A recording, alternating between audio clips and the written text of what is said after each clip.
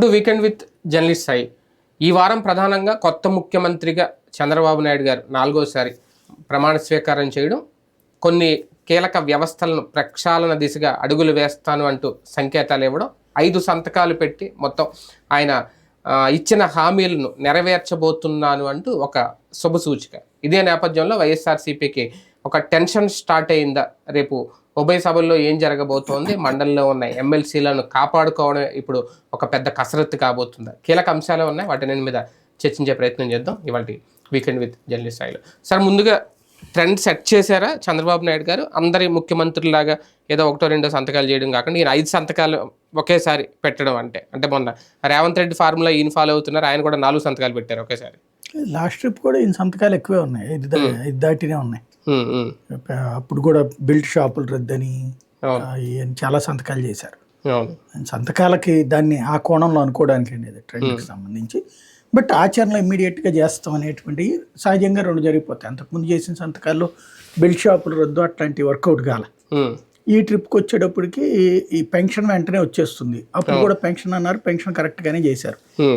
అట్లాగే ఇప్పుడు ప్రజెంట్ ఉన్న వాటిలో ఈ ల్యాండ్ టైటిలింగ్ యాక్ట్ ఈజీగా ఇమ్మీడియట్గా అయిపోయినట్టు. అది ఆల్రెడీ చట్టం చేశారు, ఆ చట్టాన్ని కోర్టు అబెయన్స్లో పెట్టింది. శాంతం ఇప్పుడు దాన్ని తొలగించడం అయినట్టు. ఇది ఒకటి అమల్లోకి వచ్చేసినట్టే. తర్వాత వచ్చేటప్పటికి మెగా డిఎస్సి వాస్తవంగా ముందు ఎలక్షన్స్ ముందు ఒకసారి చెక్ చేసుకుంటే 25,000 పైన పోస్టులు ఉన్నాయి, మేము వస్తే భర్తీ అన్నారు. వీళ్ళేమో 6,000 ఉన్నాయి అని చెప్పి 6,500 అని చెప్పి వీళ్ళు నోటిఫికేషన్ ఇచ్చారు వైసీపీ వాళ్ళు. ఇప్పుడు చూస్తే 16,000 అటు ఇటు కాకుండా, అటు 6,000 6,500 కాకుండా, ఇటు 25,000 కాకుండా మధ్యలో 16,500 అన్నటువంటిది మెగా డిఎస్సిగా చెప్పుకొచ్చారు. అది ఒక ఆస్పెక్ట్ నడిచింది. తర్వాత వచ్చేటప్పటికి అంటే పెన్షన్ మేజర్ అవే కనబడుతుంటాయి, 4,000 పెన్షన్ కూడా. కాబట్టి ఇవి ఆచరణలో అమలు చేయదగినటువంటి వాటి మీద సంతకం పెట్టినట్టు ఈ దఫా. అంటే సంతకం పెట్టినట్టు ల్యాండ్ టైటిలింగ్ యాక్ట్ అమల్లోకి రద్దు అయిపోయినట్టేనా? అంతే. అంటే దాంట్లో ఆల్రెడీ చట్టం ఉంది, ఆ చట్టాన్ని రద్దు చేస్తూ ఉత్తర్వులు ముఖ్యమంత్రి చేతిలో ఉంది కదా, దాన్ని ఎవరు ఛాలెంజ్ చేయరు కదా. ల్యాండ్ టైటిలింగ్ యాక్ట్ కావాల్సిందని ఎవరు చేయరు కదా. వద్దని సవాల్ చేశారు కానీ కావాలని ఎవరు సవాల్ చేయలేదు కదా. కాబట్టి అదేం ప్రాబ్లం లేదు. ఇకపోయినా దానికి బిల్ ఏం పెట్టాల్సిన అవసరం లేదు, తర్వాత శాసనసభలో పెడతారు. ఇప్పుడు ఇదైనా 4,000 రూపాయలదైనా నేను సంతకం పెట్టడం అనేది కాదు, ఇది ప్రొసీజర్ని ఓకే చేసినట్టు. శాసనసభలో మళ్ళీ దాని మీద తీర్మానం తీసుకొస్తారు. ఆ తీర్మానం సందర్భంగా 1వ తారీఖునే ఇవ్వాలి, ఇచ్చేస్తారు. అది అప్పుడు 15వ తారీఖు నుంచి ఉంటుంది అసెంబ్లీ. 18 నుంచినే ఉన్నట్టు, 18 నుంచి అసెంబ్లీ పెట్టుకుని చేసుకుంటే ప్రమాణ స్వీకారం సమయంలో కొత్త వారికి ఎక్కువగా అవకాశం ఇవ్వడం, సీనియర్లను పక్కన పెట్టడం, కాస్తంత పార్టీలో విభేదాలు ఏమైనా స్టార్ట్ అయినాయి అనుకోవచ్చా? అసలు ఏ విభేదం ఇప్పుడే ఉండవు. ఇప్పుడు కూడా పార్టీ పెట్టగానే ముఖ్య పదవులు ప్రారంభించగానే ఎవరు చేయరు, తర్వాత ఉంటాయి. కానీ అది శుభం పలకరా పెళ్లి కూడా, కానీ ఆ మాట ఎందుకు అనుకోవాలి, మంచిగా అనుకోవాలి. ఇప్పుడు అయ్యన్న పాత్రులు లాంటి వాళ్ళు మంచి స్టేట్మెంటే ఇచ్చారు. నేను అప్పుడు మంత్రిని అయింది ఇది ఎన్టీ రామారావు గారి హయాంలో 26 ఏళ్లకే. ఇప్పుడు ఆ లెక్కన అప్పుడు నా సీనియర్లు అందరినీ పక్కన పెట్టినట్ట, వాళ్ళందరూ ఆ రోజు నన్ను అనుకున్నారు కదా, ఆశీర్వదించారు కదా. అట్లాగే యువరక్తం రావాలి అన్నటువంటి. సహజంగా ఎప్పుడైనా సరే పవర్ లేనప్పుడు ఈ మాటలు మొదట్లో బాగానే ఉంటాయి, నిదానంగా ఇంటర్నల్గా స్ట్రగుల్ నడుస్తూ ఉంటుంది. కాకపోతే అందరికీ న్యాయం చేయడం కూడా సాధ్యం కాదు కదా. ఉన్నటువంటి ఎంత భారీ మెజారిటీ వచ్చినటువంటి సందర్భంలో సహజంగా అందరినీ అకామిడేట్ చేయడం అనేది కుదరదు. అందులో కూటమి ప్రభుత్వం, అటు వాళ్ళని కూటమిలో వాళ్ళని కూడా అడ్జస్ట్ చేయాలి కదా. కాబట్టి కొంత ఇది ఉంటుంది అన్నమాట. ఎక్కువ మంది సీనియర్లను పక్కన పెట్టడం ఏంటి చంద్రబాబు నాయుడు గారు రాజకీయ చాణక్యం? అందులో అంటే క్యాబినెట్లో కొత్త వాళ్ళు ఉండాలనుకున్నారా? లోకేష్ మార్క్ స్ట్రాటజీ అనుకుంటున్నాను. ఎందుకంటే భవిష్యత్ తరాలకి తగినటువంటి నాయకులు ప్రిపేర్ చేయాలి. తెలుగుదేశం నష్టపోతూ వచ్చింది ఏంటంటే మొదటిసారి నష్టానికి కారణం కూడా అంతా పాత వాళ్లే ఉంటున్నారు. చూసి సహజంగా అలవాటు అయిపోతుంది. కొత్తదనం లేకపోవడం అన్నటువంటిది, దాన్ని జగన్ లాంటి వాడికి అంత భారీ మెజారిటీ రావడానికి కొత్తదనం కారణం. అట్లాగే ఇప్పుడు ఈవెన్ నిన్నటి రిజల్ట్ చూసినా కొత్తదనం అయినటువంటి పవన్ కళ్యాణ్ పార్టీని బాగా 100% స్ట్రైక్ రేట్తో ఇచ్చారు. అంటే కొత్తదనం అనేది ఎక్స్పెక్ట్ చేస్తున్నారు జనం. ఆ కొత్తదనాన్ని ఇప్పుడు ఆచరణలో అమలు చేసి చూపెట్టినట్టయింది చంద్రబాబు గారు. పరిపాలనలో కొత్త రూపు చూపించాలనుకుంటున్నారా? తెలుగుదేశం పార్టీకి ఏమన్నా కొత్తగా పరిచయం చేశారా ఈసారి సీనియర్లను పక్కన పెట్టడం? అంటే ఒకేసారి 2 చేసినట్టు పార్టీని భవిష్యత్తులో తయారు కావాలంటే, భవిష్యత్తులో సక్సెస్ఫుల్గా సాగాలి అంటే కొత్తదనం కావాల్సిందే, యువరక్తం కావాల్సిందే. దాన్ని సెటరేట్ చేసుకొచ్చారు. ఇటు పక్కన ఇంటర్నల్గా ఉన్నటువంటి అంటే ప్రభుత్వం పరంగా కూడా పరుగులు పెట్టేటటువంటి వాళ్ళు మంత్రులుగా ఉండాలి, యువరక్తం ప్లస్ విధేయత ఉండాలి. విధేయత ఉన్నటువంటి వాళ్ళు ముఖ్యం. ఈ రెండు కలిపి చేసుకొచ్చిన సామాజిక సమీకరణాలు అంటే క్యాబినెట్ కూర్పులో హడావుడి చేయకుండా సైలెంట్గా పెద్ద స్కెచ్ వేసారా, పెద్ద వ్యూహం వేసారా? 8 మంది బీసీలకి ఇవ్వడం, ఓసీలకి ఇవ్వడం, ఇవన్నీ చూస్తే స్పెషల్ ఏం కాదు, అవన్నీ సహజమైనటువంటిది. ఎందుకంటే ఇప్పుడు బీసీలకు 8 మంది క్రిందటిసారి కూడా ఇచ్చారు, వైసీపీ వాళ్ళు కూడా ఇచ్చారు, వైసీపీలో 7గురికి ఇచ్చారు, 7గురికి ఇచ్చారు, వీళ్ళు కూడా ఎక్స్ట్రా ఇచ్చారు. అదే సందర్భంలో ఎస్సీలకు వచ్చేటప్పటికి వాళ్ళు 4 ఏమో ఇచ్చినట్టున్నారు, వీళ్ళు 2 ఇచ్చినట్టున్నారు. కాబట్టి ఎవరి ఈక్వేషన్ వాళ్ళది. ఇది కరెక్ట్ ఫార్ములా అని చెప్పడానికి ఇప్పుడు జగన్ కరెక్ట్ ఫార్ములా అని చెప్తే జగన్ గదిదించలేదా? ఇప్పుడు ఈంది కరెక్ట్ ఫార్ములా అని చెప్పేటటువంటిప్పుడు ఇది పబ్లిక్ యాక్సెప్టెన్స్. దీంట్లో ప్రత్యేకించి కుల సమీకరణాలు చూస్తున్నారా లేదా అనేది భవిష్యత్తులో తేలుతుంది. ఎందుకంటే ఇప్పుడు ఉన్నటువంటి లెక్కలో ఏంటి, 8 టోటల్గా 25 మందే ఉండేది. ఆ 25 మందిలో ఏంటి, ఇప్పుడు క్రిందటిసారి 2 ముఖ్యమంత్రులు చంద్రబాబు గారి క్యాబినెట్లోనే, ఇప్పుడు వచ్చేటప్పటికి ఒక ఉప ముఖ్యమంత్రి. అట్లాగే జగన్ 5గురిని పెట్టాడు మధ్యలో. ఏ ఫార్ములాని కరెక్ట్ అన్నట్టు జనం. కాబట్టి చెప్పుకునేటప్పుడు, చర్చ చెప్పుకునేటప్పుడు పనికొస్తాయి. అంటే జగన్మోహన్ రెడ్డి గారు అయితే మొదటి నుంచి నా బీసీ, నా ఎస్సీ, నా ఎస్టీ అని హడావుడి చేసి, ఈయన అటువంటిది ఏమీ లేకుండా కూర్పులో మాత్రం చూస్తే ఆ డిఫరెన్సెస్ కనిపిస్తున్నాయి. ఎప్పుడైనా ఎస్సీ, ఎస్టీ, బీసీ అన్నీ ఉంటాయి సహజంగా, దాంట్లో ఇంకేం తేడా ఉంది? ఇప్పుడు క్రిందటిసారి మైనార్టీకి ఇవ్వలేదు, ఈ దఫా ఇచ్చారు స్టార్టింగ్, ఒకటే తేడా. 2014లో కూడా మిగతా అన్ని కుల సమీకరణాలు నడిచినాయి, ఒకటి ఎక్కువ ఒకటి తక్కువ ఉంటాయి. ఎక్కువ అని చెప్పి ఓట్లేసింది లేదటు, తక్కువ అని చెప్పేసి తగ్గిపోతుందని ఫీల్ అవ్వడానికి ఏం లేదు. కుల సమీకరణాల ఆ దీంట్లోకి ఈయన పోలేదు అన్నది అర్థమవుతుంది. అంటే పైకి చెప్పకపోయినా లోపల అదే చేశారు. జగన్మోహన్ రెడ్డి గారు అలా చెప్పే తప్పు చేశారా అనే ఫీలింగ్. ఇక్కడే ఉంది తేడా అంటున్నా. ఇంకా ఇప్పుడు అంతకంటే ఎక్కువే ఇచ్చాడు కదా. అవును, ఎక్కువే ఇచ్చారు, కానీ ఆయనలాగా ఎక్కువ చెప్పలేదు. అలాగే అది ఎస్సీలది అక్కడ ఆయన ఎక్కువ ఇచ్చాడు కదా. మరి అప్పుడు ఇంకెట్లా లెక్కేస్తారు? బీసీలకి ఒకటి ఎక్కువ ఇచ్చారు అంతే కదా. దాంట్లో అది కూడా బీసీ అంటే వీళ్ళు ఇందులో ముస్లింను కూడా బీసీగా కౌంట్ వేస్తారు కదా. అది బేసిక్గా బీసీఈ అట్లా కాదు కదా లెక్క. మళ్ళీ దాంట్లోకి వచ్చాడు. పరిపాలనలో డిఫరెన్స్ చూపించే ప్రయత్నం మొదలు పెట్టారా చంద్రబాబు నాయుడు గారు? అధికారంలో రాగానే తిరుపతిలో చేసిన స్టేట్మెంట్ కానీ, ప్రక్షాళన మొదలు పెడతానని చెప్పడం కానీ, అది ఖచ్చితంగా ఇప్పుడు ఎవరి మార్కు వాళ్ళు. జగన్మోహన్ రెడ్డి ఈ స్టేట్మెంట్లు తక్కువ ఇచ్చేవాడు. అతను మీడియాతో తక్కువ ఉంటాడు, మీడియాకి ఉపన్యాసాలు ఇవ్వడం తక్కువ. వాళ్ళ సోషల్ మీడియా వాళ్ళు ఇంకే ఉంది, అది ప్రక్షాళన చేస్తున్నారు, అది మార్చేశారు, ఇది మార్చేశారు అని లాస్ట్ ఎలక్షన్స్ ముందు చెప్పి రాలేదా? ఇప్పుడు వీళ్ళది అంతే ఉంటుంది. బేసిక్గా ప్రక్షాళన అంటే ఏం లేదు, సరిగ్గా చెప్పాలంటే నీ టీము నా టీము. ఇప్పటిదాకా ఇంతకుముందు తెలుగుదేశం టీం ఉండేవాళ్ళు అన్ని విభాగాల్లో, తెలుగుదేశానికి అనుకూలంగా ఉండేవాళ్ళు.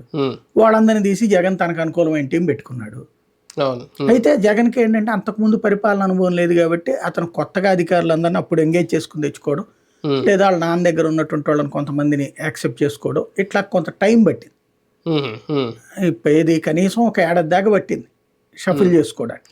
తన అవతల ఉన్నటువంటి వాళ్ళని పక్కకు పంపించేసి, అంటే టీడీపీ హయాంలో కూడా కీ రోల్ పోషించిన వాళ్ళందరినీ అవతలకు పంపించి తన మనుషుల్ని తెచ్చుకోవడానికి. చంద్రబాబు గారికి సుదీర్ఘ అనుభవం ఉంది కాబట్టి ఇప్పుడు ఇక్కడ ఉన్నటువంటి వాళ్ళని వెంటనే అందులో ఎవరైతే వైసీపీకి పూర్తిగా ఫేవరబుల్గా మారారని వీళ్ళు ఫీల్ అవుతారో, వాళ్ళందరూ వైసీపీ కోసమే పనిచేశారని ఫీల్ అవుతారు, వాళ్ళని తీసేయడం అదే ప్రక్షాళన అవుతుంది. అంత మించి పెద్ద తేడా ఉండదు. జగన్కి కంచుకోట, జగన్కి పట్టున్న ప్రాంతం రాయలసీమ అనుకుంటే, అలాంటి చోట తెలుగుదేశం పార్టీకి పట్టు పెరిగిందా ఈసారి? రెడ్డి సామాజిక వర్గం కూడా పూర్తిగా ఇటువైపుకి వచ్చారనుకోవాలి. ఖచ్చితంగా ఈ దఫా జగన్కి అతిపెద్ద లాసు రెడ్డి సామాజిక వర్గం. కమ్మ సామాజిక వర్గం కాదు పొమ్మంది, కాపు సామాజిక వర్గం కాపు కాయనింది, రెడ్డి సామాజిక వర్గం మావాడు కాదు పొమ్మంది. మొత్తం ప్రధానమైనటువంటి 3 సామాజిక వర్గాలు నుంచి తిరస్కరణకు గురవడం అన్నటువంటి జగన్ ఆత్మవిమర్శ చేసుకోవాల్సిన అంశం. అంటే నా బీసీ, నా ఎస్సీ, నా ఎస్టీ, నా మైనార్టీ అంటే ఆ వర్గాలు తోడు నిలవలేదు, ఉన్నటువంటి వర్గం పోయింది. ఉన్నది పోయింది, ఉంచుకున్నది పోయింది అంటారు కదా. ఇప్పుడు బీసీ ఏరియాల్లో బీసీ మంత్రులు అందరూ ఓడిపోయాయి. ఎస్సీ ఏరియాలో ఎస్సీ వాడు దాదాపుగా ఒక ఇది 2 కదా మిగిలింది. ఆంధ్రప్రదేశ్ చరిత్రలోనే లేనటువంటి ఘన విజయాన్ని అవతల వాళ్ళకి కట్టబెట్టారు. అంటే ఎస్సీలు కాదు బొమ్మన్నారు. ఎస్టీల దగ్గర ఓడిపోవడం మొట్టమొదటిసారి జరిగింది. క్రిందటిసారి 2014 కూడా ఎస్టీలు కంప్లీట్గా అట్టుకున్నారు వైసీపీకి. ఈ దఫా ఎస్టీ నియోజకవర్గాలు కూడా కంప్లీట్గా తిరస్కరించి. అదే సమయంలో మైనార్టీలు, క్రిందసారి మైనార్టీలు మాక్సిమం వైసీపీకే వచ్చినాయి. చివరికి 2014 కూడా మైనార్టీలు టీడీపీకి లేరు. ఈ దఫా మైనార్టీలు 3 గెలిచారు. అంటే అన్ని వర్గాల నుంచి తిరస్కరణ గురయ్యారు. ఇప్పుడు ఏదో ఒక వర్గం అనడానికి ఏం లేదు. జగన్ అన్ని వర్గాలు తిరస్కరించడం అన్నటువంటి కాన్సెప్ట్ ఎందుకు వచ్చింది అన్నటువంటిది ఇంకా సమీక్షించుకోవట్లా. అది కులాలను తమ వైపు తిప్పుకోవడానికి బాబు గారు పైకి కనిపించేంత పెద్ద స్కెచ్ అయితే ఏం వేయలేదు, కానీ జగన్ గారు పెద్ద స్కెచ్ వేశారు. ఏంటి అంత బాబు గారిని చూసి ఆకర్షించి చివరికి రెడ్డి సామాజిక వర్గం కూడా ఇటు రావడానికి, జగన్ మీద అంత వ్యతిరేకత రావడానికి ఏంటి కారణం అంటే సింపుల్ లాజిక్. ఇప్పుడు చంద్రబాబు గారిని వెంటాడుతున్నారు, వేటాడుతున్నారు, అవమానిస్తున్నారు వాళ్ళ కుటుంబాన్ని అన్న చాలా పెద్ద కసి ఏదైతే వచ్చిందో అది ఆ కులం మొత్తం పోలరైజ్ అవ్వడానికి కారణమైంది. అందులో వాళ్ళ ఆర్థిక మూలాలు దెబ్బతీస్తున్నారు ఇదంతా కూడా. రెండోది పవన్ కళ్యాణ్ అవమానిస్తున్నారు, అవహేళన చేస్తున్నారు అన్నటువంటిది కాపు సామాజిక వర్గం మొత్తం యునైట్ అవ్వడానికి ఉపయోగపడింది. ఆ 2 సామాజిక వర్గాలు కూడా పోలరైజ్ అయిపోయాయి. అటు చంద్రబాబు వెనక, ఇటు పక్కన పవన్ కళ్యాణ్ వెనక. ఈ 2 అతిపెద్ద శక్తి అయింది. ఈ 2 శక్తులు కూడా అత్యంత ప్రభావితమైనటువంటిది మిగతా వాళ్ళ మీద. అది వైశ్య, బ్రాహ్మణ, తర్వాత క్షత్రియ ఇట్లాంటి వాళ్ళని ప్రభావితం చేసే వర్గాలు ఈ 2 కూడా. కాబట్టి ఆయా సామాజిక వర్గాలు ఓసీలంతా కూడా యాంటీ జగన్ అన్నటువంటి కాన్సెప్ట్లోకి వెళ్ళారు. వీళ్ళిద్దరు ఎప్పుడైతే పోలరైజ్ అయ్యారో అది. ఆ తర్వాతన ఈయనకి ఉన్నటువంటిది బీసీ సామాజిక వర్గం ఏమైందంటే నాయకుల్ని అంటే బీసీ అనే పేరు చెప్తే మనం బీసీలకే ఇస్తున్నాం ఇన్ని ప్రయారిటీస్ అన్నటువంటిది బీసీలకి అన్నిట్లలో ఇచ్చుకొచ్చాడు. ఇది కమిటీలన్నిట్లలో కానీ ప్రతి దాంట్లో కూడా భారీగా బీసీలకు అవకాశం ఇచ్చాడు. కాకపోతే వాళ్ళు మిగతా బీసీలను కలుపుకెళ్ళాలి. వాళ్ళు మిగతా బీసీల దగ్గర పెత్తనం చేసి ఉండాలి. లేదా ఇప్పుడు రాజకీయాలు ఎట్లా ఉండాలంటే నువ్వు 10 మందిని కలుపుకుంటూ వెళ్ళాలి. పొజిషన్ రాగానే అహంకారం ప్రదర్శిస్తూ దూరంగా ఉంటే మిగతా వాళ్ళు వాళ్ళని అవాయిడ్ చేస్తారు. బీసీలలో 139 కులాల్లో 139 కులాలకి ఇచ్చాడు ఇతను ఇవ్వడం. కానీ ఆ 139 కులాల్లో ఉన్నటువంటి వాళ్ళకి ఆ బీసీ కులంలో పట్టుందా లేదా అన్న చూడలేదు ఇతను. ఆ కులం వాడికి మనం ప్రాధాన్యం ఇచ్చామంటే చాలు అన్నటువంటి ఉద్దేశంతో ఉన్నాడు. కానీ ఆ కులంకి సంబంధించినటువంటి వ్యక్తి జనంలో పాపులర్ అయ్యాడా లేదా. ఇక్కడ ఒక ఆస్పెక్ట్ కూడా నాకు అనిపిస్తోంది ఇప్పుడు గమనించిన తర్వాత, ఎమ్మెల్యే క్యాండిడేట్లను అడిగాడు, నువ్వు ఈ కులపు వాళ్ళు బీసీల్లో ఈ కులపు వాళ్ళని చూడు ఆ పోస్ట్కి, మేయరా, డిప్యూటీ మేయరా, ఇట్లాగే. వీళ్ళు ఏం చేశారు అంటే భవిష్యత్తులో తమకి ప్రాబ్లం రాకుండా ఉండడం కోసం ఆ కులంలో పట్టున్నటువంటి వాళ్ళని కాకుండా పెద్దగా పట్టులేనటువంటి విధేయత ప్రదర్శించే వాళ్ళని ఎన్నుకున్నట్టు కనబడుతుంది. జగన్కి ఇక్కడ ఆ కులపోళ్ళకి ఇచ్చాం కదా వాళ్ళందరూ వచ్చేస్తారు అనుకున్నాడు. వీళ్ళేమో ఆయనకి ఆ కులపు లెక్కలు అడుగుతున్నాడు కాబట్టి అట్టు ఇచ్చేసామని వీళ్ళు అనుకున్నారు. కానీ అది భవిష్యత్తులో పార్టీకి నష్టమని వీళ్ళు భావించలే. ఇప్పుడు ఆ కులంలో పట్టు ఉన్నటువంటి వాళ్ళు కాకపోవడం అన్నది బీసీలని నమ్ముకున్నటువంటి జగన్కి పెద్ద దెబ్బ. రెండవది వచ్చేటప్పటికి తెలుగుదేశం ఆల్రెడీ బీసీల పార్టీ అన్నటువంటిది మొదటి నుంచి ఉన్నటువంటి పేరు కావడం, వీళ్ళు ఏం చేశారు గ్రౌండ్ లెవెల్లో మాత్రం ప్రతి బీసీ ఇంటి దగ్గరికి తెలుగుదేశం వాళ్ళు వెళ్ళి ఈ ఒక్కసారికి మనకి చాలా మేజరు, జగన్ ఇట్లా చేస్తున్నాడు అని మాట్లాడటం వల్ల వాళ్ళల్లో ఒక ఇంటర్నల్గా చేసుకెళ్ళినటువంటి వర్క్ బాగా కలిసి వచ్చినట్టు కనబడుతుంది. అది ఇంటర్నల్గా చేశారని విన్నాం కానీ అంత పెద్దగా చేసినట్టు కనిపించలేదు, కానీ చేశారు. అది బాగా హోంవర్క్ అనేది బాగా పనిచేసింది. ఇంకో పక్కన వచ్చేటప్పటికి ఎస్సీ సామాజిక వర్గానికి అనంతబాబు లాంటి ఉదంతాలు, సుధాకర్ లాంటి ఉదంతాలు నెగిటివ్ గానే వెళ్ళినాయి జనంలో. ఏది వాటిని వీళ్ళు ట్రీట్ చేసిన విధానం అంటే దాంట్లో ఒక తప్పు జరిగింది అన్నప్పుడు చట్టబద్ధంగా వెళ్లాల్సినటువంటి రీతిలో కాకుండా మీడియా ద్వారా, సోషల్ మీడియా ద్వారా ఎదురుదాడి కాన్సెప్ట్లోనే వెళ్ళారు. ఆ ఎదురుదాడి అన్నటువంటిది ఎదురుదాన్ని అది ఆ వర్గంలో అహంకారం లాగా కనిపించింది తప్పించి అది వాళ్ళకి న్యాయం చేస్తున్నాడు అని అనిపించలే. ఇంకోటి వీళ్ళు నా వాళ్ళేలే నా దగ్గర నుంచి అడిగిపోతారు అనేటటువంటి తన ఫీలింగ్ వాళ్ళకి నచ్చలేదు అనుకుంటా. అందుకని మొట్టమొదటిసారి ఎస్సీ సామాజిక వర్గంలో ఇంత చీలిక. రెండో పాయింట్ కూడా ఉంది ఏంటంటే 2014-19లో ఎస్సీల్లో మాలా మాదిగ సామాజిక వర్గాలు రెండు కూడా పోలరైజ్ అయ్యి ఇటుకి ఓట్లేసింది. ఇప్పుడు మాదిగ సామాజిక వర్గం పెద్ద ఎత్తున తెలుగుదేశం కూటమికి టర్న్ అయింది. దాని కారణంగా దాని అనుబంధ విభాగాలు వీళ్ళందరూ కూడా అటుకు టర్న్ అవ్వడం, అదే 30% తేడాకు కారణం అనుకుంటున్నాను ఎస్సీ సామాజిక వర్గంలో. అది నరేంద్ర మోడీ ఇంపాక్ట్ కావచ్చు, సెంటర్లో మళ్ళీ రాబోతోంది బీజేపీ, ప్లస్ మనకు వర్గీకరణ అవుతుంది అన్నటువంటి అది శాశ్వతంగా కోల్పోయినట్టే. ఇప్పుడు ఒకవేళ రేపు ఈ 5 ఏళ్లలో వీళ్ళు వర్గీకరణ చేసేస్తే బీజేపీ అది పెద్ద దెబ్బ కొట్టినట్టే వాస్తవంగా. రెండోది వచ్చేటప్పటికి అది మేబీ ఇప్పుడు బీజేపీ కూడా ఆలోచించాల్సిన పరిస్థితి వచ్చింది. ఎందుకంటే దేశవ్యాప్తంగా ఎస్సీ ఓట్లు పోలరైజ్ అయ్యి బీజేపీకి పడతా వచ్చినాయి. ఇప్పుడు ఈ ఎస్సీ ఓట్లలో చీలికొచ్చింది, ఇదే ఎస్సీ సీట్లలో కోల్పోయింది ఇప్పుడు బీజేపీ. అంటే ఈ వర్గీకరణ అన్నటువంటి దాని ఇంపాక్ట్ దేశవ్యాప్తంగా కూడా బీజేపీని దెబ్బతీసిందా, ఇది ఒక డౌట్. ఎందుకంటే ఎస్సీ సీట్లలో దాదాపుగా 20 కోల్పోయింది, 20-30 గతంలో కంటిన్యూగా. దేశవ్యాప్తంగా దెబ్బతీసిన తెలుగు రాష్ట్రాల్లో ఏమైనా కలిసి వస్తుందేమో అని ఒక డౌట్. అదే తెలుగు రాష్ట్రాల్లో కలిసి వచ్చి దేశవ్యాప్తంగా దెబ్బతీసింది అని అంటున్నాను. అది అంటే వాళ్ళకి అక్కడ అవన్నీ ఇక్కడేమో మంద కృష్ణ మాదిగని దగ్గరికి తీసుకోవడం మోడీ, అది కొంచెం ఎఫెక్ట్ అయిందేమో తెలంగాణ. ఇక్కడ బేసిక్ సమస్య ఏంటంటే దేశవ్యాప్తంగా ఎస్సీలు పోలరైజ్ అయ్యి ఓట్లేస్తున్నారు, ఇక్కడ పోలరైజ్ అయ్యి జగన్ ఓట్లేశారు. ఈ పోలరైజ్ అయినటువంటి వాళ్ళలో డివైడ్ చేయగలిగి ఇక్కడ సక్సెస్ అయ్యారు, అక్కడ దెబ్బతిన్నదా బీజేపీ? అవును, అక్కడ దెబ్బతింది. ఇది ఒక ఆస్పెక్ట్. కానీ అదే నేను అనేది అదే మోడీ వ్యూహం జగన్ కి ఒక థ్రెట్ ఇచ్చింది, కూటమి కలిసి వచ్చింది అంతే ఒక రకంగా. ఎస్సీ ఓట్లు డివైడ్ చేయడం అంతే, ఎందుకంటే ఇక్కడ నా ఓటు దీన్ని ఎవరో తీసుకెళ్లేరు అనుకున్న దానికి గండిపడింది. అదొకటి వచ్చింది. ఎస్టీ సామాజిక వర్గంలో వచ్చేటప్పటికి వాస్తవంగా బీజేపీ ఇంపాక్ట్ ఈ మధ్యన బలంగా పనిచేస్తోంది.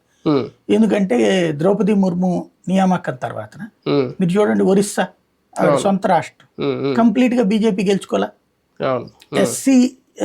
ఎస్టీ ఏరియాల్లో ఛత్తీస్గఢ్ కూడా గెలుచుకుంది. దేశవ్యాప్తంగా ఎస్టీ ఏరియాలన్నిట్లలో కూడా బీజేపీ విజయం సాధించింది. అంటే ఒక కీలకమైనటువంటి ఫీలింగ్ చాలా బలంగా వెళ్ళింది జనంలోకి అన్నది కనబడుతుంది. అది ఇక్కడ జగన్కి దెబ్బతీసి ఉండాలి. ఎందుకంటే అరక్ లాంటి ప్రాంతాలు గెలిచిన తక్కువ మెజార్టీతో గెలిచారు వీళ్ళు. గెలిచినటువంటి 2 సీట్లలో కూడా తక్కువ మెజార్టీతో గెలిచారు. కాబట్టి ఎస్టీ సామాజిక వర్గ ఏరియాల్లో కూడా బీజేపీ జాయినింగ్ వల్ల ఆ ఇంపాక్ట్ కనిపించింది. రెండవది యూత్ లో అక్కడ కూడా పవన్ కళ్యాణ్ ఇంపాక్ట్ ఉంటుంది. ఈ రెండు కూడా కూటమికి ఫెచ్చింగ్ అయింది. బాగా కలిసి ఎస్సీ ఎస్టీ ఏరియాల్లో బీజేపీ పవన్ కళ్యాణ్ ఇంపాక్ట్ బాగా పనిచేసినట్టు కనబడుతుంది. కానీ అంత భారీగా ముగ్గురు కలిసి అన్ని వ్యూహాలు చేసి ఇంత చేసినా ఆ 40% ఓటు బ్యాంక్ అయితే కదిల్చలేకపోయారు. వైసీపీ కొన్నది మహా అయితే ఒక 5-6% అనుకుంటా కదా వీళ్ళకి అట్నుంచి వచ్చింది కేవలం. అది చాలా తక్కువనే అనుకోవాలా? ఓకే, దానివల్లే ఈయన కొప్పుకూలిపోయారు అనుకో, కానీ సింపుల్గా రేపొద్దున పైకి లేవడానికి ఆస్కారం ఉందని అనుకోవాలి. పోలరైజేషన్ రీపోలరైజేషన్ అనేది డెమోక్రసీలో సహజం. ఇప్పుడు ఇదివరకు మనం ఏమనుకుంటామంటే 2-5% తటస్థులు అనేటువంటిది అనుకున్నాం. ఇప్పుడు పార్టీల లాయల్టీతో సంబంధం లేని వాళ్ళ సంఖ్య 10% పెరిగింది ఆంధ్రప్రదేశ్లో. అది మనం మెచ్చుకోవాల్సిన అంశం. కానీ మంచి పరిణామం, అది చాలా మంచి పరిణామం. తటస్థులు 10% ఉండటం చాలా ఉపయోగం. 2014-19లో జరిగింది ఏంటంటే తటస్థుల సంఖ్య తగ్గిపోయింది. తెలుగుదేశం వైపా వైసీపీ వైపా అన్నటువంటి పోలరైజేషన్ జరిగింది 14-19లో. ఇప్పుడు అలా కాకుండా ఓటింగ్ ని డిసైడ్ చేసే ఫ్యాక్టర్ 10% అన్నది తేలింది. ఈ 10% అన్నటువంటి కారణంగానే దెబ్బతిన్నాడు జగన్మోహన్ రెడ్డి. ఈ 10%లో ఎస్పెషల్లీ ఈ ప్రభుత్వ ఉద్యోగులు, అట్లాగే ఈ పెన్షనర్లు, మిగతా విద్యావంతులు, వీళ్ళు పార్టీలకు అతీతంగా ఆలోచించేటటువంటి వాళ్ళ సంఖ్య 10% పెరిగింది. ఈ 10% దెబ్బే ఇప్పుడు జగన్ ని బాగా కొట్టినట్టుగా కనబడుతుంది. కానీ అదే కోలుకోవాలి అంటే జగన్మోహన్ రెడ్డి గారి ముందున్న ఆప్షన్ ఇప్పుడు ఇంకా ప్రతిపక్షంలో ఉండి అధికార పక్షం నిర్ణయాలు లేదంటే సంక్షేమాలు దీని మీదైనా పోరాడమేనా? మళ్ళీ కుల సమీకరణాలు 2019లో సక్సెస్ అయ్యాం, ఇప్పుడైతే ఫెయిల్ అయ్యాం, కానీ మళ్ళీ అదే ఫార్ములా పట్టుకుని ముందుకెళ్ళాలా? అది చూడాలి ఏం చేస్తాడో అతను అన్నట్టు. ఇప్పటికిప్పుడు మనం జడ్జి చేయలేం కదా 5 ఏళ్ల తర్వాత. ఫస్ట్ అయితే ముందు పార్టీని కార్యకర్తల్ని మొబిలైజ్ చేసుకోవడం, ఇబ్బంది పడకుండా చూసుకోవడం, కష్టం లేకుండా చూసుకోవడం, ఆ పనిలో వెళ్ళాలి. వాళ్ళని ఇప్పుడు కేసులు పెడతారా? ఇప్పుడు దాడులు జరిగినాయి, దాడుల తర్వాత సెకండ్ ఫేజ్ లో కేసులు ఇబ్బందులు ఉంటాయి. అవి ఉంటే కనుక ఇప్పుడు అది సింపతి తీసుకురావచ్చు. తెలుగుదేశం మీద సింపతి ఎందుకు వచ్చింది? అవును. ఈ తెలుగుదేశం జనసేన వీళ్ళ మీద కేసులు పెడుతున్నారు, వేధిస్తున్నారు అన్నటువంటి సింపతి వచ్చింది. గతంలో జగన్ మీద సింపతి ఎందుకు వచ్చింది? వైసీపీ వాళ్ళ మీద, అప్పుడు వేధిస్తున్నారు. ఒక పార్టీ అధికారంలోకి వచ్చాక ఇంకొక పార్టీ వాళ్ళని వేధిస్తే మన వాళ్ళు సైకలాజికల్గా సాటిస్ఫై అవుతున్నారు. అదే సందర్భంలో పబ్లిక్లో అది నెగిటివిటీ అవుతుంది. అధికారంలోకి రాగానే ఇటువంటి దాడులు జరగడం పార్టీల మధ్య ఒకే సీరియస్గానే ఉంటుంది, దాన్ని ఎవరు యాక్సెప్ట్ చేయరు. కానీ ప్రజలు అంత సీరియస్గా చూస్తారు వాటిని. ఏదో రాజకీయ పార్టీలు 2 పార్టీల నాయకులు కొట్టుకుంటున్నారులే అని లైట్ తీసుకుంటారు. ఇప్పటితో ఆగిపోతే 5 ఏళ్ళు టైం ఉంది కాబట్టి మర్చిపోతారు. అవును. ఇది కొనసాగుతూ ఉంటే గనక ప్రజలు సీరియస్గానే చూస్తారు. ఇప్పుడు వైసీపీ అధికారంలోకి వచ్చిన వెంటనే ఒక్క ప్రజావేదిక 5 ఏళ్ళు వెంటాడినప్పుడు ఆగుతాయి చర్చ. ఇంకోటి శిలాఫలకాల ధ్వంసం. ఇప్పుడు గతంలో ఎన్టీ రామారావు గారి హయాంలో పెట్టినయో, లేకపోతే రాజశేఖర రెడ్డి గారి హయాంలో పెట్టినయో, లేకపోతే చంద్రబాబు గారి, కిరణ్ కుమార్ రెడ్డి, లేకపోతే ఇలా ఏమన్నా ఉన్నాయి. ఇవన్నా ఇంకో ప్రభుత్వం వచ్చి ధ్వంసం చేసినవి ఉన్నాయా? ఒక వ్యవస్థని, ఒక ముద్రని చెరిపేయాలన్న ప్రయత్నం జరిగింది. ముద్రని చెరిపేయాలన్న ప్రయత్నం అంటే ఏంటి? చరిత్రని మర్చిపోయేలా చేయాలనుకోవడం, మార్చేయాలని చూడటం. అలాంటిది సమాజం హర్షించదు. ఇప్పుడు ఎవడో నోటి దోల కొద్దీ వ్యక్తిగత దోషాలకు దిగాడు, బూతులు తిట్టాడు, అలాంటి వాళ్ళ విషయంలో పబ్లిక్ కూడా పట్టించుకోరు. అలాంటి వాళ్ళ మీద వీళ్ళు చేసినటువంటి ఆడు ఆగాడు వీడు చేశాడు అన్నటువంటి రూట్లో పోతారు, అది పెద్దగా పట్టించుకోరు. కానీ ఆస్తుల ధ్వంసం అన్నటువంటిది ఖచ్చితంగా ఇప్పుడు అదేదో మనం ఏమంటాం, ఇది ప్రజావేదిక కూల్చారు. ఇక్కడ ఈ మోడల్ ఇల్లు కూల్చారు, పేదల కోసం పెట్టినటువంటి మోడల్ ఇల్లు. మరి ఏంటి తేడా? ఇది ప్రభుత్వ సొమ్మే, అది ప్రభుత్వ సొమ్మే కదా, ధ్వంసమే కదా. అట్లాగే ఇతరత్ర ధ్వంసం చేసినటువంటి ఏవైతే ఉంటాయో అవి సహజంగా ఎవరు మాట్లాడరు. ఇప్పుడు 5 ఏళ్లలో ఎవరన్నా ప్రభుత్వానికి వ్యతిరేకంగా మాట్లాడింది పార్టీ వాళ్ళు తప్పించి జనం ఏమన్నా మాట్లాడారా? ఈ జరిగిన ఇన్సిడెంట్స్ విషయాల్లో కరెక్ట్గా ఎలక్షన్స్ వచ్చినప్పుడు వేశారు. జనం ఎప్పుడు కూడా బయటకు వచ్చి రోడ్లు ఎక్కేసి నువ్వు తప్పు చేస్తున్నావు అని మాట్లాడరు. ఈవెన్ స్థానిక సంస్థల ఎన్నికల్లో కూడా మాట్లాడాలి జనం. మనం చూస్తే స్థానిక సంస్థల ఎన్నికలప్పుడు కూడా వైసీపీ వాళ్ళని ఏమీ తప్పని చెప్పేసి ఓట్లేమీ తక్కువేమీ వేయలేదు కదా, ఘన విజయం ఇచ్చారు కదా. కాబట్టి అప్పుడు ఎప్పుడు చూపించాల, మెయిన్ ఎలక్షన్స్ లో చూపెట్టారు. ఈవెన్ చంద్రబాబు గారిది అయినా సరే 14 తర్వాత ఆయన ప్రభుత్వం మీద అంత వ్యతిరేకత ఉందని చెప్పి స్థానిక ఎన్నికల్లో కూడా తెలియలేదు. కాకినాడ ఎలక్షన్ జరిగింది, నంద్యాల ఎలక్షన్ జరిగింది, బై ఎలక్షన్స్ లో కూడా తెలియలేదుగా. మెయిన్ ఎలక్షన్స్కి వచ్చేటప్పుడు దారుణమైనటువంటి దెబ్బ. కాబట్టి మన దారులు మెయిన్ అసెంబ్లీ ఎలక్షన్స్ అప్పుడు చూపెడుతున్నారు. కాకపోతే ఒక ఆస్పెక్ట్ లో ముందుగానే వీళ్ళకి హింట్ ఇచ్చారు, ఎమ్మెల్సీ గ్రాడ్యుయేట్స్ ఎమ్మెల్సీ ఎలక్షన్. కానీ దాన్ని వీళ్ళు గ్రహించాల, అది అభ్యర్థులు తప్పుగా భావించి వాళ్ళ మీద వేటు వేశారు. ఆ దెబ్బ కొట్టింది. ఇప్పుడు మామూలుగా జగన్మోహన్ రెడ్డి గారు పాలన చూసినప్పుడు 2019లో ఏదో ఫాస్టెస్ట్ ఫింగర్స్ ఫాస్ట్ అంటారు కదా, అలాగే గడిచిపోయింది. ఇమీడియట్గా ఆయన రాగానే వైన్ షాపులు మార్చేయడం కానీ ఇవన్నీ టక చేసేసి. బాబు గారు 3 సార్లు పరిపాలన చూశారు కదా మీరు, ఇప్పుడు 4వసారి. ఆయనలో అంత ఫాస్ట్ కనిపించలేదు ఇప్పటి వరకు. ఇప్పుడు ఏమన్నా ఆయన మారుతున్నట్టు ఏమైనా సంకేతాలు వస్తున్నాయా? చూడాలి. ఇప్పటి నుంచి ఇవాళే కదా బిగిన్ అవగానే మనం అట్లా కంపేర్ చేయడం. ఇంకోటి ఏంటంటే అంత చేసినా మరి జగన్ నోడగొట్టారు కదా, అట్లా చేయాలని నేను ఎందుకు అనుకుంటాడు? బేసిక్గా ఆయన రావడంతోనే ఈ షాపుల సిస్టమ్ మార్చేశాడు, లేకపోతే అన్ని సిస్టమ్స్ మార్చుకొచ్చాడు, పాలనా విధానం మార్చుకొచ్చాడు. అయినా కూడా ఓడగొట్టినప్పుడు అట్లాగే చేయాలని ఇంకోళ్ళు ఎందుకు అనుకుంటారు? అట్లా చేసి మనం చెడగొట్టుకోవాలనుకుంటారు. ఆలోచించి చేయాలనుకోవచ్చేమో చంద్రబాబు గారు. అనాలోచితంగా అతను చేశాడు. ఇప్పుడు దానివల్ల ఏమైంది, అతను వేగంగా మద్యం పాలసీ మార్చేశాడు. సొంత కార్యకర్తలు సొంత నాయకులకు కూడా తినడానికి డబ్బులు లేకుండా పోయింది. ఇసుక పాలసీ మార్చేశాడు, వీళ్ళు ఎవరు తినలేదు. మామూలుగా అయితే ఒక జర్నలిస్ట్ గానో లేకపోతే ఒక తటస్థుడు గానో మనకి అది తప్పని అనిపిస్తుంది. నాయకులు కార్యకర్తలను తినటం ఏంటి, మేపడం ఏంటి, అంతే కదా, అవినీతి చేయడం ఏంటి అన్నటువంటి. కానీ పార్టీ క్యాడర్ బ్రతకడానికి అదొక ఇరుసు అన్నటువంటిది ఇప్పుడు ఫీల్ అవుతున్నారు. ఇప్పుడు కనబడుతున్నది అది. అంటే ఆ వర్గం అంటే తినిపించు అన్న ఫార్ములాని జనం ఒప్పుకుంటున్నారు తప్పించి గడ్డివాము దగ్గర కుక్కలాగా నేను తిన్ను ఇంకొకళ్ళని తిన్నివ్వను అంటే ఒప్పుకోవట్లేదా? ఫార్ములా మారిందేమో జనంలో, కరప్షన్ యాక్సెప్ట్ చేస్తున్నారేమో. ఎందుకు అంటే కేంద్రంలో ఓ పక్కన అభివృద్ధి తక్కువ ఏం చేయలే, సంక్షేమ పథకాలు తక్కువ ఏం చేయలేదు, అవును అవును అన్ని చేసినా కూడా మోడీకి కూడా సీట్లు తగ్గించారు కదా. అదే కదా. అంటే అర్థం ఏంటి? ఉమ్, ఆయన తిన్నయట్ల పద్దాక ఈడీలు సిబిఐలు ఇవన్నీ ఉమ్, అక్కడ కనబడుతోంది కళ్ళెదురుగుండా 100 కోట్లు 1000 కోట్ల రూపాయలు స్వాధీనాల నుంచి అవినీతి దాకా. ఉమ్, కానీ అది ప్రతిపక్ష వేధింపుల కింద ఫీల్ అవుతున్నారు, ఉమ్, అంతే తప్పించి అది అవినీతి అని ఫీల్ అవ్వట్లేదు. ఉమ్, ఒకప్పుడు ఒక రాజకీయ నాయకుడి మీద అవినీతి ఆరోపణ వచ్చిందంటే ఎంత దోచేసాడరా అవును. అంటారు.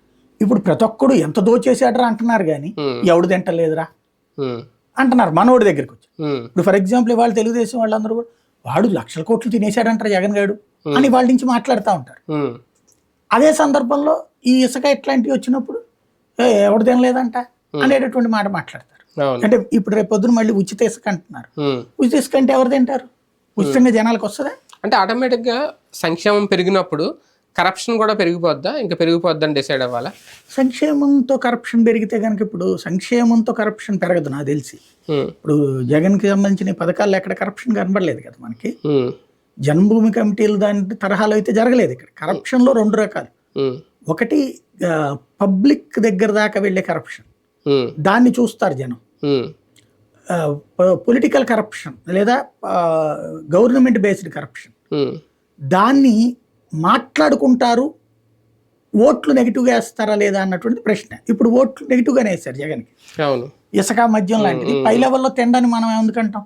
ఇంతకుముందు కూడా మనం మాట్లాడుకున్నాం కదా. ఉమ్, అక్కడ 2 వైపులు కరప్షన్ ఉంటే ఇక్కడ 3 ఒక వైపే చేసుకొచ్చాడు, ఉమ్, కింద వాళ్ళని తిననివ్వలేదు అన్నటువంటి ఫీలింగ్. ఉమ్, దీన్ని కూడా యాక్సెప్ట్ చేయట్లేదు జనం అన్నటువంటిది ఇక్కడ కనబడుతుంది కదా.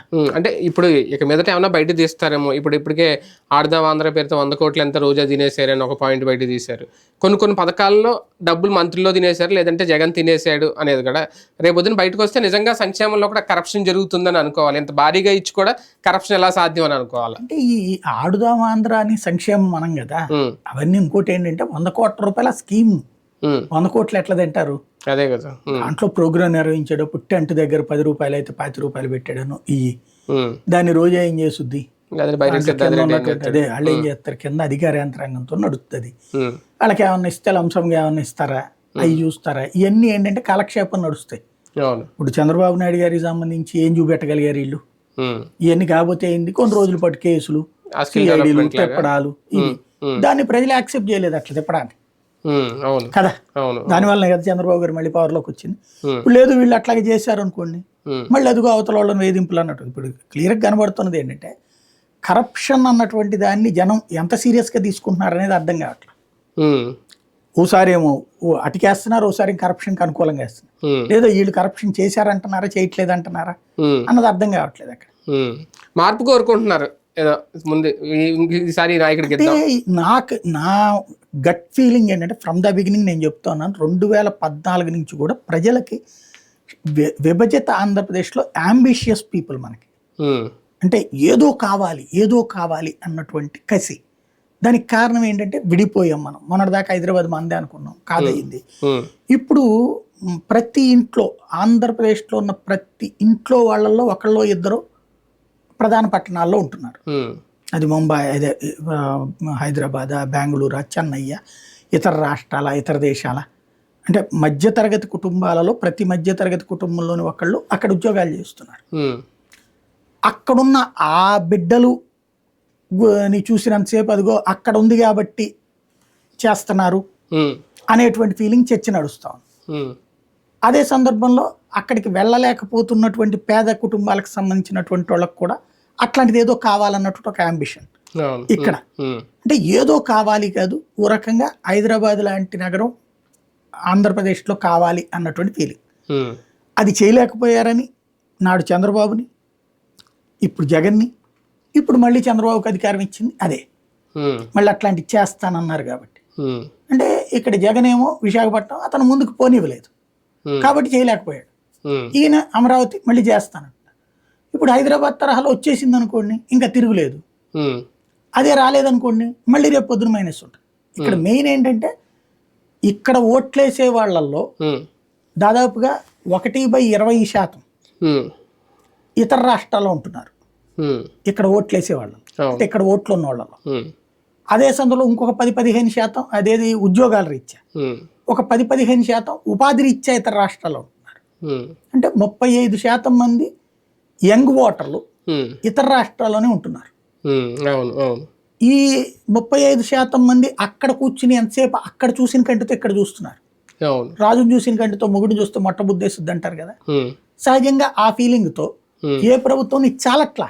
అదే కదా. ఇప్పుడు చంద్రబాబు గారి టైంలో అమరావతి స్టార్ట్ చేశారు, 4 బిల్డింగ్లు కట్టారు, అది.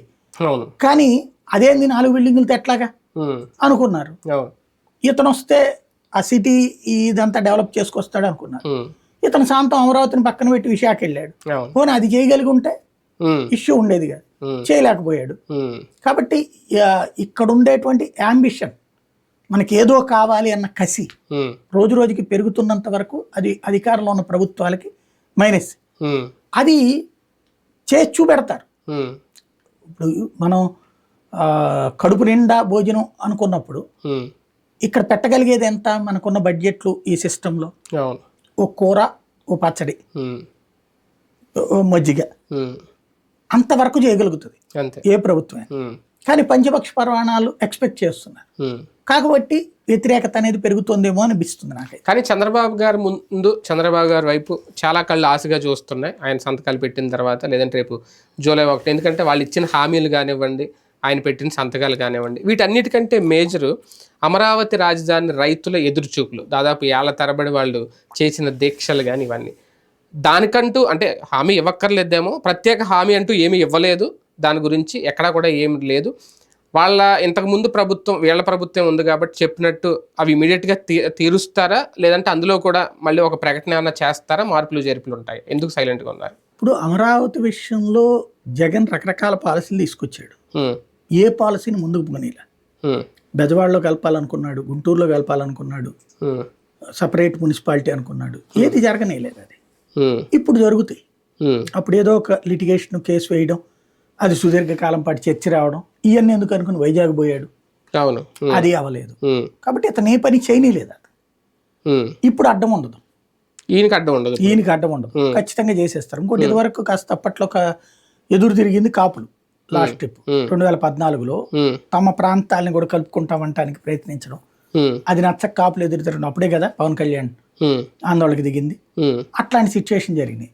ఈ దఫాగా శాంతం అదే జగన్ వస్తే మొత్తం ఇక్కడి నుంచినే పట్టుకుపోతున్నాడు అనేటప్పటికి వీళ్ళిద్దరు ఒకటయ్యారు కాబట్టి ఇప్పుడు ఏ ప్రాబ్లం ఉండదు. ఇక్కడ ఓవరాల్ గా ఇప్పుడు ఏ లిటిగేషన్ రాదు. మీరు చూడండి, ఇక ఈ అమరావతి విషయంలో లిటిగేషన్ కోసం కోర్టుకి ఎవరు వెళ్ళరు. కోర్టులో ఉన్న లిటిగేషన్స్ అన్ని విత్డ్రా చేసుకుంటారు. చేసేసుకుంటే ఆటోమేటిక్గా పని జరిగిపోతుంది. ఫస్ట్ వాళ్ళ ప్లాట్లు వాళ్ళకి ఇచ్చేస్తే, ఇది నాకు తెలిసి 6 నెలల్లో చేస్తారనుకుంటున్నా. అక్కడ రోడ్లు వేసేసి పవర్ సప్లై, కమర్షియల్ రెసిడెన్షియల్ ఫ్లాట్లు వాళ్ళకి రెండు ఇమీడియట్ గా అయిపోతాయా? అది ఏముంది, వేసేయడమే కదా. ఇప్పుడు జగన్ ఇద్దాం అనుకున్నాడు, తీసుకోవాలి. ఎందుకని, మాకు ఒక నగరం లాగా తయారయ్యి ఆ రూట్లో అనుకుంటే చెయ్యట్లేదు కదా నువ్వు అని. ఇప్పుడు బాబు గారు వస్తుంటే చేస్తున్నారు. అప్పట్లో మాస్టర్ ప్లాన్ నే మార్చేశారు అని ఏదో అన్నారు కదా, మళ్ళీ ఇప్పుడు యథావిధిగా మాస్టర్ ప్లాన్ ని ఈయన కంటిన్యూ చేస్తారా బాబు గారు? మార్చిన మాస్టర్ ప్లానే కంటిన్యూ చేస్తారు. మొదట్లో వేసిన రోడ్డుని తర్వాత ఏదో వీళ్ళ దగ్గర దాకా తీసుకెళ్లారు. ఇదంతా అప్పుడు చూపెట్టింది, కంప్లైంట్ కేసు పెట్టింది కూడా. కానీ హైకోర్టు ఏం దాన్ని సీరియస్ గా తీసుకోలేదు కదా, దాని వల్ల ఎవరు లబ్ధి పొందలేదు కదా అన్నది. దాని మీద బెయిల్ కూడా ఇచ్చేసింది, ముందస్తు బెయిల్ కూడా. కాబట్టి ఇక ఆ కేసులన్నీ విత్డ్రా చేసేసుకుంటది ప్రభుత్వం. ఆటోమేటిక్ గా అదే కొత్త మాస్టర్ ప్లానే ఫైనల్ అవుతుంది. అది దాని ప్లాన్ రెడీ చేస్తారా మళ్ళీ ఇప్పుడు బాబు గారు? వీళ్ళు చేసిందే, జగన్ ఏం చేయలేదు. ఇక చంద్రబాబు మాస్టర్ ప్లాన్ ని ఆపేయాలనుకున్నారు వీళ్ళు. ఫస్ట్ ఒక మాస్టర్ ప్లాన్ చేసి దాన్ని మళ్ళీ వేరేగా మార్చారు అని అనుకున్నారు. అంతే తప్పించి వీళ్ళు ఇంకో మాస్టర్ ప్లాన్ ఏం తయారు చేసి, కాబట్టి అప్పట్లో ఉన్న ఫైనల్ మాస్టర్ ప్లాన్ ఇంప్లిమెంట్ చేస్తారు. రాజధానికి సంబంధించి కేంద్రం నుంచి ఇప్పుడు అడిషనల్ గా ఏమైనా నిధులు తీసుకోవాలా చంద్రబాబు నాయుడు గారి ముందున్న అదొక సవాలా, లేదంటే ఉన్న నిధులతోనే ఆయన అనుకున్న రాజధాని పూర్తి అవుతుందా, సాధ్యం అవుద్ది 5 ఏళ్లలో? ఈ కేంద్రం నుంచి నాకు తెలుసు 10-15 వేల కోట్లు వస్తాయి అంటే అప్పుడు ఏదో వచ్చినాయి వాడేశారు అన్నారు కదా, అప్పుడు కూడా ఇలాగే 10,000 కోట్లు ఎంతో కేంద్రం ఇస్తే అయిపోయింది వాడేశారు అన్నారు. హడ్కో లోన్స్ ద్వారా కొంత తీసుకున్నారు. హడ్కో లోన్స్ కేంద్రం భరించేటట్టు, రీఎంబర్స్ చేసేటట్టు. అది టోటల్ గా కలిపితే అప్పుడు ఒక 20,000 కోట్లు 25,000 కోట్లు ఖర్చు పెట్టారు అప్పుడు. మిగతాది 43,000 కోట్లు పిలిచారు, ఆపేశారు మధ్యలో వర్క్స్ అని. ఇప్పుడు ఫస్ట్ అయితే నాకు తెలిసి ఒక 6 నెలల నుంచి ఏడాది లోపు ఆ మినిస్టర్స్ క్వార్టర్స్, ఎమ్మెల్యే క్వార్టర్స్ ఇవన్నీ పూర్తయిపోతాయి ఫస్ట్ ఫేజ్లో. అవి ఫస్ట్ పూర్తి చేసేస్తారు. రెండవది ప్లాట్లు ఇచ్చేస్తారు జనాలకి ప్లాట్లు ఇచ్చేసేస్తే ప్రైవేట్ ఎంగేజ్మెంట్ బిగిన్ అయిపోతుంది. ఇళ్ళ, షాపుల, షాపింగ్ మాల్సా, థియేటర్లా ఇట్లాంటివి వచ్చేస్తాయి. ఇది ఎప్పుడైతే వచ్చేస్తుందో ఒక నగరం తయారైపోయాక ఇంకెవడ ఎంపీకేదేం లేదు ఫ్యూచర్లో. అదే అద్భుతమైనటువంటి అదొక అమరావతి అన్నటువంటి ఒక కాన్సెప్ట్ సెట్ అయిపోతుంది. అది సెట్ అయిపోయిన తర్వాత ఇక భవిష్యత్తులో మార్పు చేర్పులకి ఇంకెవడు ధైర్యం చేసేది ఉండదు. అమరావతి అనే ఒక రాజధాని అయితే చూపించేస్తారు బాబు గారు ఖచ్చితంగా ఈ టర్మ్లో మొత్తం కంప్లీట్గా. జగన్మోహన్ రెడ్డి గారి టీం ఇంకా అయోమయంలోనే కంటిన్యూ అవుతుందా? తాజాగా ఆయన మాట్లాడిన వ్యాఖ్యలు కానీ మంత్రులతో ఎమ్మెల్యేలతోటి ఎంపీలతో భేటీ అయినప్పుడు వాళ్ళకి కొన్ని సూచనలు ఇచ్చారంట. అవన్నీ చూస్తూ ఉంటే ఇంకా అయోమయంలోనే ఉన్నారా? ఇప్పుడు ఎప్పుడైనా సరే ఓడిపోయినటువంటి సందర్భంలో కారణాలు ఏంటి అవును సమీక్ష అని ఎవరు సమీక్షించుకుంటారు? ఓడిపోయిన వాళ్ళు సమీక్షించుకోవాలి. చేసుకుంటున్నారా? బేసిక్గా ఏమవుతుంది, మళ్ళీ ఇంకో ఎత్తుగడ. ఇప్పుడు ఓడిపోవడానికి కారణాలు ఏంటి? ఇందాక మనం చెప్పుకున్నట్టు కుల పోలరైజేషన్ జరిగింది అవతల. అదే సమయంలో రెడ్లు తిరస్కరించారు. ఎందుకు తిరస్కరించారు? నా బీసీ, నా ఎస్సీ, నా ఎస్టీ అంటున్నావు, వాళ్ళకి ఎక్కువ ఇస్తూ రెడ్లను అవమానపరుస్తున్నావు అన్నటువంటి ఉద్దేశం. కానీ జనంలోకి ఏం వెళ్ళింది? మొత్తం రెడ్లనే పెట్టుకున్నాడని. ఏది కరెక్ట్ అనాలా? రెడ్లేమో మొత్తం నువ్వు రెడ్లకేం దోచిపెట్టట్లేదంటూ రెడ్లు తిరస్కరించారు. ప్రతిపక్షాలేమో నువ్వు రెడ్డి రాజ్యం నడుపుతున్నావు అని చెప్పారు. ఏది కరెక్ట్? ఇందులో ఏం సమీక్షించుకోవాలి అతను? ఏం సమీక్షించుకుంటాడు? అది ఇక్కడ అసలు పాయింట్.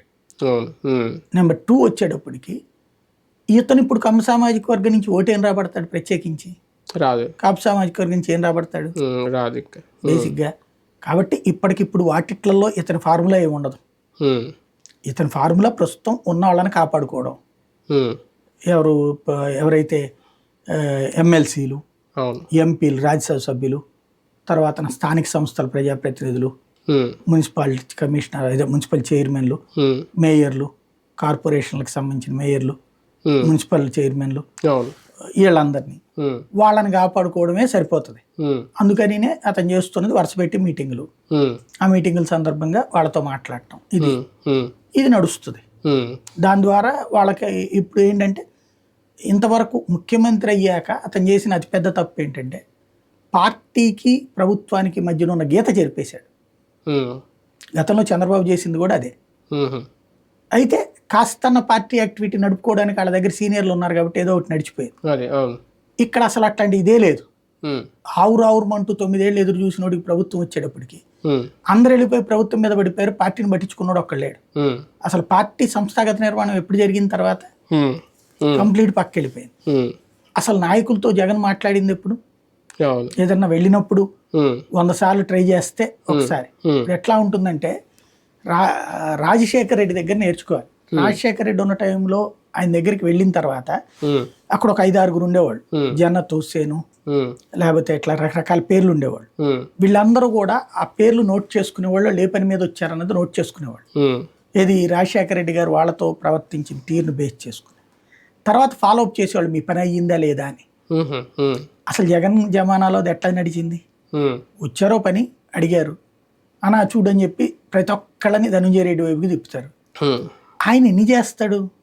వాస్తవంగా ఓ 10 మంది ఉండాలి చుట్టూతా.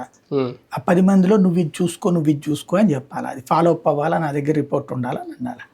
కానీ ఫస్ట్ టైం సీఎం అయ్యేటప్పటికి అంటే చుట్టూ వైఫై వచ్చేస్తాడు, పవర్ వైఫై. ఈ అధికారులు నేను చూసుకుంటాను లేండి సార్. ఒకసారి ఒక అతను ఎవరో చెప్పాడు అనమాట, వీళ్ళకి ఒక 1 crore అయ్యేటట్టు చూడండి అని చెప్పి. అతను చెప్పేశాడు కాబట్టి వీళ్ళు ఎక్కడెక్కడదో ఎతికి డబ్బులు అరేంజ్ చేయాలి అతనికి. అంతేగాని దానికి ఒక సిస్టమ్ సెట్ చేయలేదు అతను.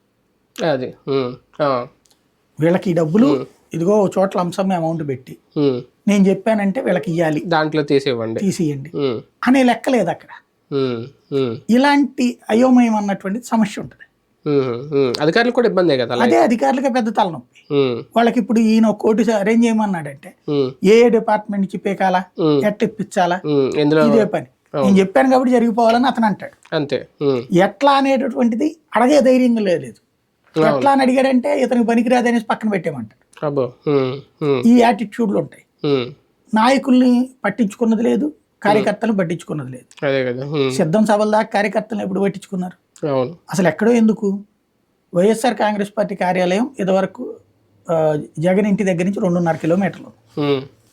ఏనాడన్నా అసలు ఆ కార్యాలయంలోకి అడుగుపెట్టాడు జగన్ ఒక్కసారన్నా 5 ఏళ్లలో? పార్టీ ఆఫీసుకు పోలేదు అతను. అంటే సజ్జలు కూడా నడపలేదు. సజ్జలు తన ఇంట్లో తన ఆఫీస్ దగ్గర, లేకపోతే జగన్ ఇంటి దగ్గరలో ఆఫీసు, ఈ రెండే. అసలు పార్టీని ఎవడూ నడపలా, ఎవరు పట్టించుకోలేదు. పార్టీ కార్యాలయానికి పోయి అయితే ఎవడన్నా కార్యకర్తకి పలకరిచ్చేవాడు ఎవడు? నువ్వు తెలుగుదేశం పార్టీలో మనం ఇంతకుముందు కూడా మాట్లాడుకున్నాం. ఆ ఎన్టీఆర్ ట్రస్ట్ భవన్లో భోజనాలు ఉంటది, ఆ సిస్టమ్ ఉంటది. అక్కడ ఇప్పుడు అధికారంలోకి వచ్చాక ఎట్లుంటుందో తెలియదు. బట్ సహజంగా ఏంటంటే అధికారంలో లేని రోజుల్లో కూడా అక్కడ, ఇది అధికారంలో ఉన్నప్పుడు కూడా భోజనాలు ఇట్లాంటి ఏర్పాట్లు అయితే పార్టీ ఆఫీస్ లో వీళ్ళకి సంస్థాగతంగా ఫస్ట్ నుంచి లేదు. ప్రెస్ ని కూర్చోబెట్టి మాట్లాడడము, టీ ఇవ్వడము, వాళ్ళ ఫీడ్బ్యాక్ తీసుకోవడము, ఈ ఫీడ్బ్యాక్ తీసుకెళ్లి జగన్ కి చెప్పడము చేయరు. ఇక్కడైనా ఉంటే ఉంటది. ప్రాంతీయ పార్టీలో సహజం అది. అది పెద్ద సమస్య అయిపోయింది. రెండవది ఏంటంటే నాయకులకు సంబంధించి పదే పదే వాళ్ళు అక్కడ ఉన్న ప్రాబ్లమ్స్ చెప్తున్నా, అయిపోతులే మనోడు గెలిచేస్తాడు, అన్ని 1 కోట్ల మందికి ఇచ్చేసాం, ఎవడు వదులుతాడు, 1,45,00,000 మందికి ఇచ్చేసాం, అబ్బా ఇద్దరు 2 ఓట్లు వేసుకో, ఇంకా అంతకంటే ఎక్కువే ఉంటాయి అవతలకి అనే మాటనే వాళ్ళు వేసుకున్నారు. కానీ 1,45,00,000లో కూడా 10 లక్షలు తగ్గారు అన్నది వీళ్ళు కూడా ఊహించుకోలేదు కదా. డబ్బులు ఇస్తున్నాం కాబట్టి ఓట్లు పడుతుందని నమ్మారు. జనం ఎట్లా కొడతారు అనుకోలేదు. జగన్ ముందు ఉన్న మరో థ్రెట్ ఎమ్మెల్సీలను కాపాడుకోవడమా? నిజంగా ఎమ్మెల్సీలకు గేలం వేసి టీడీపీ లాగే ప్రయత్నం చేసే అవకాశం ఉందా? చేస్తారు, ట్రై చేస్తారు. కాకపోతే ఎక్కువ చేస్తారా అనేది చూడాలి. ఎందుకంటే ఎవరినన్నా తీసుకునేటప్పుడు వాళ్ళని మళ్ళీ ఇక్కడ మనం అకామిడేట్ చేయాలి కదా. ఇక్కడే చాలా మందికి అవకాశాలు ఇవ్వాలి. చేయలేదు అప్పుడు ఎమ్మెల్సీలకి, వాళ్ళకి కూడా మంది ఎక్కువైపోయారు, 151 మంది. ఇప్పుడు వీళ్ళకి 164. ఇంకా అప్పుడు కూడా ఏంటి, ఎందుకని చేయలేకపోయాడు? 2 ఏళ్ళు 3 ఏళ్ళు ఇబ్బంది పడ్డాడు కదా జగన్. మండల్లో ఆధిపత్యం లేకపోవడం వల్ల 3వ ఏడుకి సెట్ అయింది అతనికి. ఫస్ట్ అందుకే కదా రద్దే చేసి పడేయమని చెప్పి చేసి పంపించింది. అమరావతి దగ్గర నుంచి అనేక బిల్లులు మండల్లోనే కదా ఆపింది ఇదంతా కూడా. కాబట్టి అక్కడ వీళ్ళు అకామిడేట్ చేయలేరు. కాబట్టి ఎంత ప్రలోభ పెట్టినా 3, 4, 5 అంతే. మళ్ళీ ఒకవేళ అందులో చేర్చుకుని మళ్ళీ వాళ్ళకి మండలి ఇవ్వాలి. అక్కడ ఇదో తతంగం కదా, వర్కౌట్ కాకపోవచ్చు. పరిపాలన ఇబ్బంది పెట్టడంలో, లేదంటే బాబు గారిని ఇబ్బంది పెట్టడంలో మండలి ద్వారా జగన్మోహన్ రెడ్డి గారికి ఆ ఛాన్స్ ఉందా? చుక్కలు చూపిస్తారు రేపొద్దున? చూడాలి. అది అంటే వేగ్గా ప్రతిదాన్ని అడ్డుకునే ప్రయత్నం చేస్తే, ఇప్పుడు రాజకీయాల్లో ప్రతీకార వాంఛ అంటే వాళ్ళు చేశారని వీళ్ళు ఎందుకు చేయకూడదండి? ప్రతీకార వాంఛ అంటే జగన్ కి ఆ మీడియా సపోర్ట్ లేదు, సాక్షి తప్పింది. వీళ్ళకి మీడియా సపోర్ట్ ఉంది. ఇప్పుడు అప్పట్లో అమరావతిలో దీన్నో పెట్టినప్పుడు, అడ్డుపడినప్పుడు ఇట్లాగ వీళ్ళు విమర్శించారు. ఇది అదిగో కుల బలంతో చేశారు, అది చేశారు, ఇది చేశారు. మరి జనమేమో దాన్ని అట్లాగే ట్రీట్ చేయలేదుగా, కంట్రోల్ చేసినట్టు ప్రజాస్వామ్యబద్ధంగా ఫీల్ అయ్యారుగా. అందువల్లనే కదా ఇప్పుడు ఓట్లు వేసింది అటుకి. అంతే. అవును.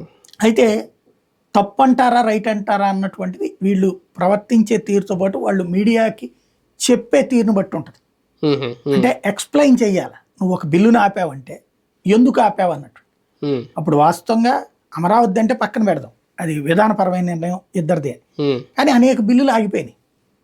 ఏ పని చేయనీలే జగన్ని 2 ఏళ్ళు దాకా. దానికి ఒక రీజనింగ్ కూడా లేదు. అలాంటి రాజకీయమే వీళ్ళు కూడా చేశారనుకోండి, జనం ఏమైనా పట్టించుకుంటారా లేదా అనేది 5 ఏళ్ల తర్వాత కదా. ఈ లోపు ఎవడు పట్టించుకుంటాడు? బీజేపీ విషయానికి వస్తే ఒక రకంగా ఆంధ్రప్రదేశ్ మీద స్కోప్ ఏమన్నా ఎక్కువ పెట్టుకుందా, లేదంటే కీలకం అయ్యింది కాబట్టి తెలుగుదేశం పార్టీకి 16 స్థానాలు వచ్చినాయి కాబట్టి ఆ ప్రాధాన్యత ఇస్తున్నారు? జగన్మోహన్ రెడ్డి గారి ప్రమాణ స్వీకారానికి అతిరథ మహారాజులు అందరూ రావడం, భవిష్యత్తులో ఇంకా మాకు తిరుగులేదు, చంద్రబాబు నాయుడు ప్రమాణ రావడం, ఇదంతా చూస్తూ ఉంటే ఎక్స్పెక్టేషన్స్ పెరుగుతున్నాయా రేపొద్దున్న? ఇంకా ప్రత్యేక ఎక్స్పెక్టేషన్స్ ఏమీ లేవు. ఆల్రెడీ వాళ్ళ లెక్కలు వాళ్ళకున్నాయి, వీళ్ళ లెక్కలు వీళ్ళకున్నాయి. అమరావతి విషయంలో కేంద్ర సంస్థలన్నీ అంటే మనకి కేటాయించే కేటాయింపుల విషయంలో ఇవ్వాలనుకుంటే ఇవ్వలేరా? మనకి ఇవ్వాలనుకుని ఇస్తారు. కొత్త రాష్ట్రం మిగతా వాళ్ళందరికీ ఆపేసి అయితే ఇవ్వరు బేసిక్ గా. అంటే అదనపు కేటాయింపులు, నేను అనేది అదనపు కేటాయింపులు అదనపు కేటాయింపులు వెరీ సింపుల్. ఏంటంటే చాప కింద నీళ్ళని నడుస్తుంటాయి. ఇప్పుడు జగన్ కేంద్రంలో భాగస్వామి కాదు, కానీ ఏ రోజున డబ్బులకి ఎత్తుక్కోలే. అంటే ఇబ్బంది పడ్డాడు కానీ వెంటనే సెట్ అయిపోతా వచ్చింది కదా. ఏదో ఒక రూపంలో లోన్స్ తీసుకోవడం, ఇది ఇవన్నీ ఏ రూపంలో ఉన్న అడ్డుపడలేదు కదా. జగన్కే ఇబ్బంది లేనప్పుడు ఇప్పుడు ఎందుకు ఉంటది? కాబట్టి ఈయనకి తేడా అంటే ఆయన సంక్షేమానికి ఖర్చు పెట్టారు. ఇప్పుడు ఈయన రాజధాని డెవలప్మెంట్ కు చేయాల్సిందంతా మొత్తం అభివృద్ధి కాన్సెప్ట్ వెళ్ళినప్పుడు ఇంకా ఎక్కువ కావాలి, పైన సంక్షేమం కూడా ఎక్కువ ఉంది, అదే అంటున్నాను. కాబట్టి అది కలెక్షన్. అంటే కేంద్రం ప్రత్యేకించి నువ్వు ఈ డబ్బులు తీసుకో గ్రాంట్ అని ఇవ్వదు. లోన్స్ పెరుగుతాయి, లోన్స్ కి అడ్డుపడకుండా ఉంటది అంతే. అంటే వీళ్ళు తీసుకున్నది అలాగనే ఎఫ్ఆర్బిఎం నిబంధనలు అయితే దాటే అవకాశం ఉండదు కదా. వాళ్ళకి ఎఫ్ఆర్బిఎం నిబంధనలు దాట్లా, కానీ వేరే అని తెలుగుదేశమే చెప్పింది కదా, కార్పొరేషన్స్ లోన్స్, ఇతరత్రా లోన్స్ అని చెప్పేసి. కానీ ఇప్పుడు ఒక రూల్ ఉంది అక్కడ, అన్నీ కూడా ఎఫ్ఆర్బిఎం లిమిట్ లోనే ఉండాలన్నది. దానికి ఎగ్జంప్షన్ ఇస్తారేమో ఇప్పుడు, ఎందుకంటే వివిధ రాష్ట్రాల్లో ఇబ్బంది పడ్డారు కాబట్టి. చూడాలి.